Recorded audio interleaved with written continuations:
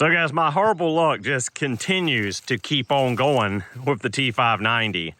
So I've been trying to reclaim this big pasture here. You really can't see how big it is from this side because I still got this little bit in the middle to cut. It's probably about 4 or 5 more passes with the brush cutter there. I've been trying to cut this pasture, reclaim this pasture for over 2 months now, which is ridiculous. Starting off, that brush cutter blew up. The differential seal blew out. Took it back to the guy I bought it from because it was has a 6-year warranty and I'd only had it for like 2 months. Put a new seal in it, ran it for an hour, blew out again, took it back to him, fixed it again. So far it's holding, knock on wood. Get out here after that was fixed and we had this stupid nut and bolt come loose. This pin fall out, wrecking the hydraulic cylinder here. As most of you recall from video before last, if I recall correctly. Tore up the arm. We split part of the arm. I don't know if you're gonna be able to see it or not. We bent the rod for the cylinder. We tore up the gland nut for the cylinder and had all kind of problems. We had a hydraulic leak. They repaired that at the Bobcat dealer because I didn't feel like messing with it. Got it all back together, got it home. They pressure tested everything apparently. Everything was good to go. Hooked up the brush cutter, got all the way back here. As soon as I hit continuous flow to activate the brush cutter, boom, hydraulic fluid just came flying, pouring out of this front arm.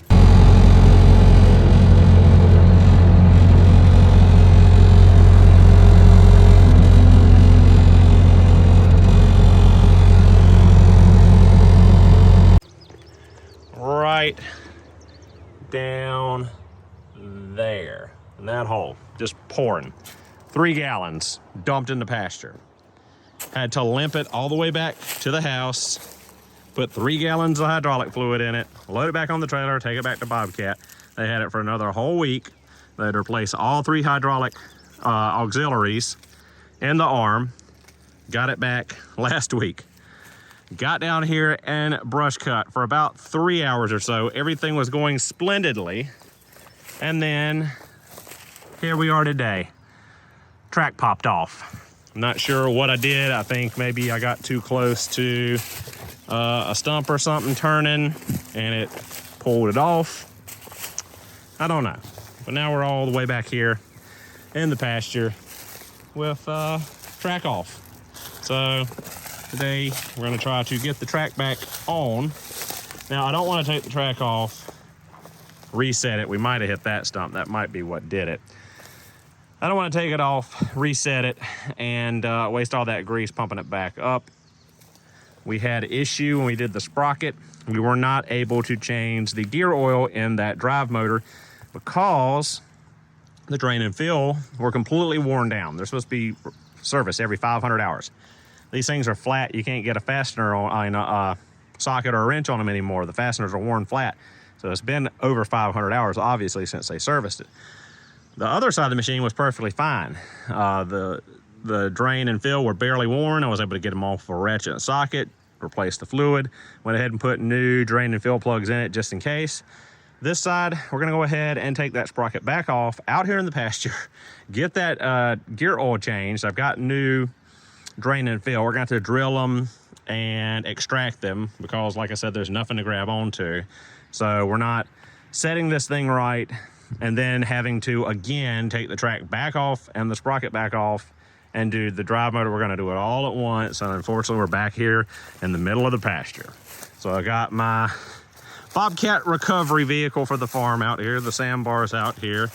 And hopefully I've got all the tools I need, grease gun, extra grease, jack, hand tools. Hopefully I got everything. Hopefully I don't have to go back.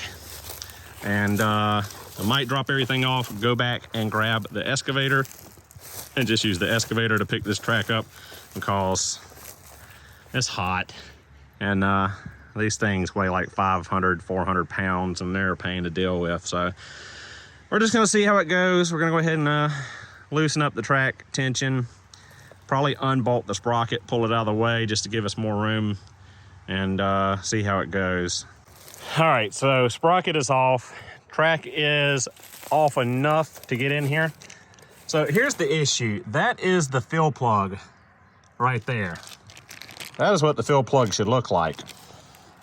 And the drain plug is not quite as bad because I didn't try to work it with a chisel, but it's also at an awkward angle. I don't know if I'll drill it and extract it down there. So at the least, I'm gonna try to drill and extract, this fill plug, because if I can get the fill plug but not the drain plug, I can probably siphon it out the top.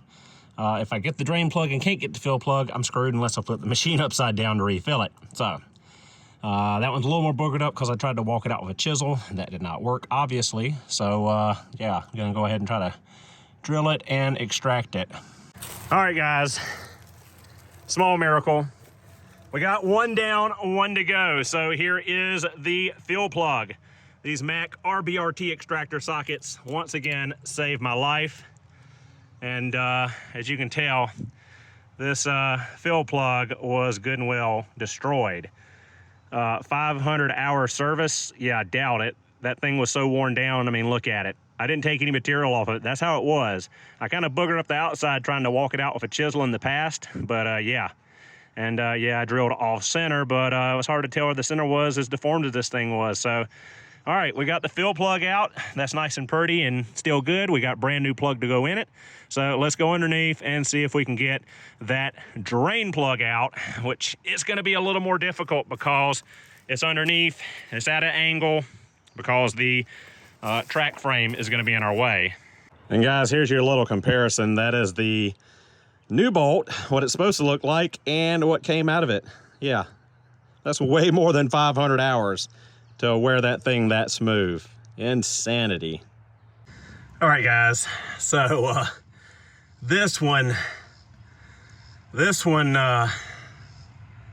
it took hours. As you can see, the frame is right here. It's at an angle. You can't get on it straight. Pain. Sun came out and started baking me too, but finally was able to get this little joker to come out. I can finally change the gear oil in this drive motor. So let's get that done, get the sprocket back on, get this track set, and get to brush cutting. Guys, this is the true look of success. New plugs, old plugs, just absolutely worn down to nothing. And yeah, this gear oil needed a good changing. Luckily there was barely any metal on the magnet, so it looks like we're good. But gear oil should be clear like that. All right, guys, the maybe easy part is done. We got the new plugs in, we got fresh gear oil in the drive motor. Now we're gonna do is fight to put the track and the sprocket back on and tension it. All right, guys, so got the skid back together, obviously. Got to cutting the pasture. So I got everything done but that little square back there. The biggest pasture on the farm here is almost back to the way it should be. Hopefully I can knock that square out over there tomorrow or sometime this week. And then there's a pasture back there, a pasture on the other side here, one back here, and another one back here that I need to clear out as well. A lot of sweet gum trees in those. That's gonna be a lot of time trying to mow it. So guys, sorry I did not film a lot of the repairs and stuff today. It's just aggravating in the heat to think about filming. I just was ready to get the job done, get the thing back going, and it is what it is. So hopefully future videos I will film a little bit more for you and give you some better videos. Thank you for watching. Hope you enjoyed. I'll see you all in the next one.